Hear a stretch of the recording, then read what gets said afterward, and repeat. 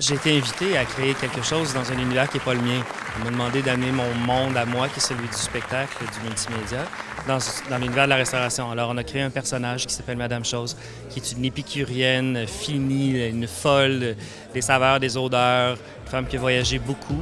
Puis on la situe comme un peu intemporelle. Elle a vécu à plusieurs époques. Elle est très mystérieuse. On la verra jamais en vrai.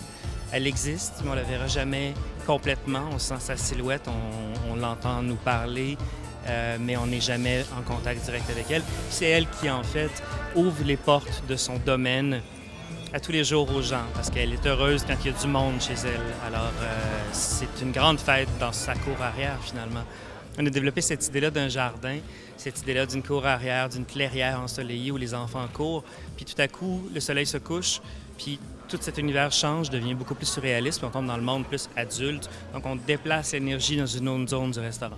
Le restaurant est composé de 4 zones principales, et puis c'est scénarisé, c'est mis en scène comme si c'était une scène de théâtre, en fait. La zone du jardin, on a énormément de végétaux, puis on est vraiment sous la canopée des arbres, dans une ambiance très, très intime, très feutrée, avec beaucoup d'effets sonores aussi autour qui sont très, très enveloppants. Puis on arrive après à la clairière, où là, c'est devant un grand vitrage avec des vitraux aussi.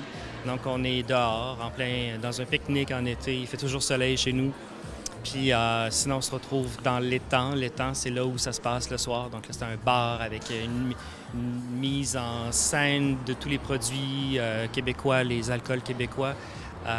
Donc, on est vraiment dans un monde plus surréaliste de ce côté-là, plus adulte. Puis en plein centre, on a la grande cuisine, qui est comme une cuisine d'été sous les arbres, finalement. Donc, c'est bien trippant, bien, bien trippant. En fait, c'est la grand-mère en elle qui m'a inspiré. J'ai pensé à où est-ce qu'on se sent bien, où est-ce que tu arrives, puis que ça sent bon, puis que il y a comme une espèce de souvenir d'enfance là-dedans, je sais pas quoi. Puis je me suis rendu compte que c'était chez plusieurs personnes, ce souvenir-là, d'entrer chez ta grand-mère, puis d'avoir l'impression qu'on s'occupe de toi vraiment.